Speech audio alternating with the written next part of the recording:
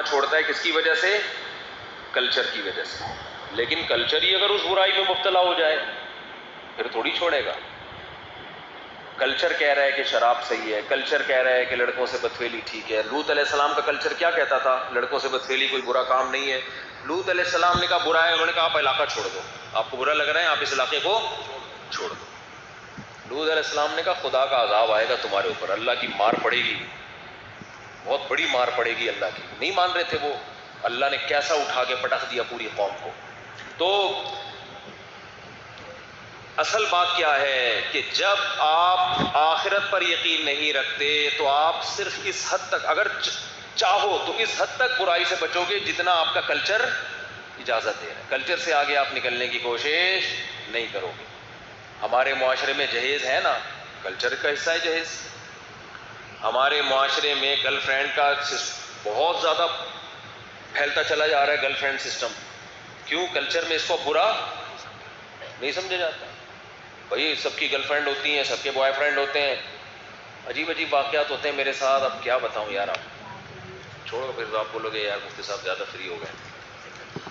عجیب عجیب یار, فون سے آدمی کو دماغ کھلتا ہے کہ دنیا میں ہو کیا رہا ہے.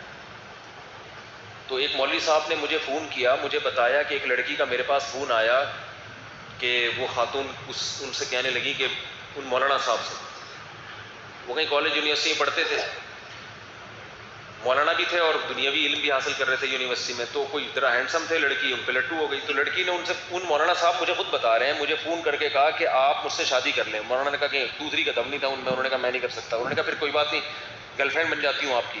مولانا سے کہہ رہی ہے وہ کہ میں کیا بن جاتی ہوں. تو میں نے ان مولانا سے کہا یار یہ بہت ڈینجرس بات ہے, اس لیے کہ اتنی جرت کہ ایک آدمی کی داڑھی ہے, وہ نمازی ہے, اس کو گرل فرینڈ بننے کی آفر کرنے کا مطلب معاشرہ جا کہاں رہا ہے. کم از کم داڑھی والے کو یہ بات کہتے ہوئے پہلے عورتوں کو 100 دفعہ سوچتی ہوں گی. اب مطلب لڑکی کا یہ ہے کہ اگر آپ کو کوئی اچھا لگ رہا ہے جیسے تیسے ملے بس, مجھے یہ چھوڑو, حلال نہیں مل رہا جیسے تیسے. تو یہ درندگی ہے یا نہیں ہے؟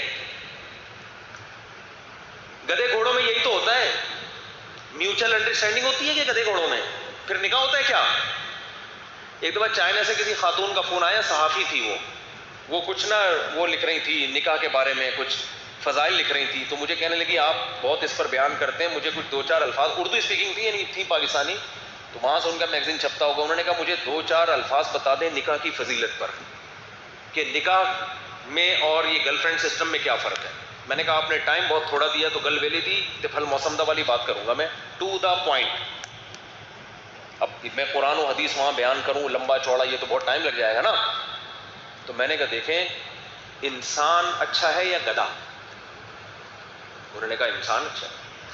میں نے کہا گدھے گھوڑے میں اور انسان میں کیا فرق ہے؟ گدھے کا ماموں ہوتا ہے, بولو, گدھے کے چچا ہوتے ہیں, گدھے کی خالہ ہوتی ہے. حالانکہ گدھی سے تو اس کا ریلیشن ہوتا ہے, تبھی تو گدھے پیدا ہو رہے ہیں, ریلیشن ہوتا ہے. لیکن گدھے کا کوئی داماد نہیں, گدھے کی کوئی بہو نہیں, گدھے کی کوئی خالہ نہیں, گدھے کے کوئی ماموں نہیں. کیوں؟ اس لیے کہ گدھے کا باپ نہیں ہے کوئی.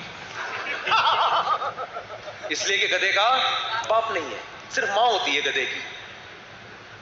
پتا ہوتا ہے گدھے والے کو کہ یہ گدھے اس نے جنا ہے, اس گدھے کو. ماں ہوتی ہے, باپ نہیں ہوتا.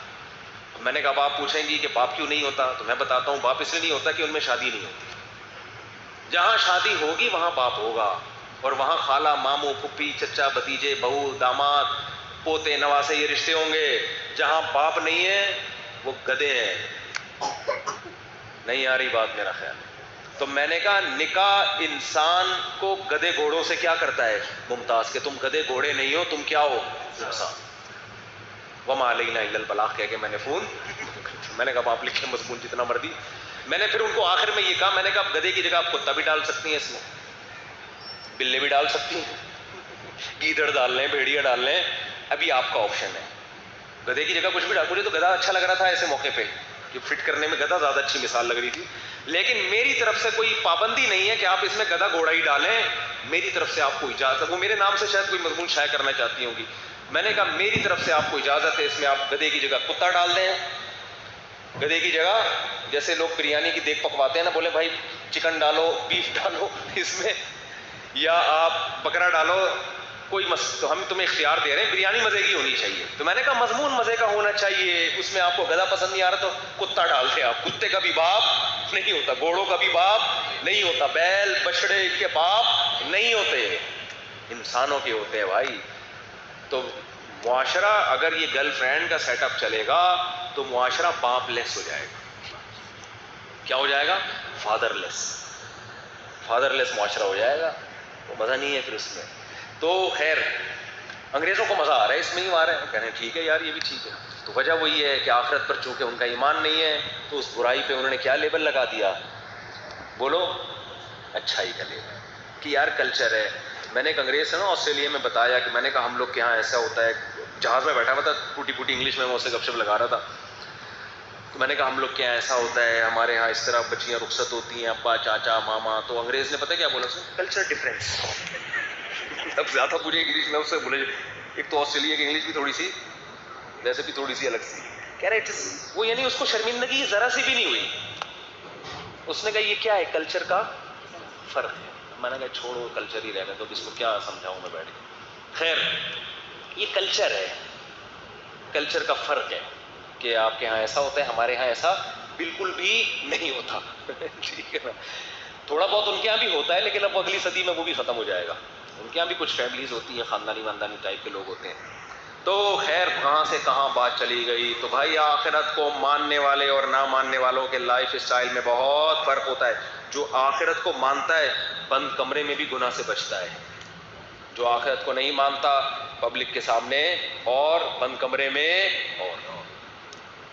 جو آخرت کو مانتا ہے وہ لوگوں کے سامنے اتنا اچھا نہیں ہوتا جتنا تنہائیوں میں ہوتا ہے. تبھی حدیث میں آتا ہے کہ اللہ میرے باطن کو میرے ظاہر سے اچھا بنا دے. یہ حدیث کی دعا ہے, اللہم اجعل سریرتی خیرا من علانیتی, کہ اللہ میرے ظاہر کو, میرے باطن کو میرے ظاہر سے, یعنی لوگ مجھے جتنا اچھا سمجھیں حقیقت میں اس سے زیادہ اچھا ہی ہوں. لیکن جس کا آخرت پر ایمان نہیں ہوتا, کہتے ہیں اندر جیسے مرضی ہو, پبلک عزت دے, آپ کو رسپیکٹ دے, پبلک سمجھے ماشاءاللہ بہت اچھا پرسن ہے, very nice to meet you.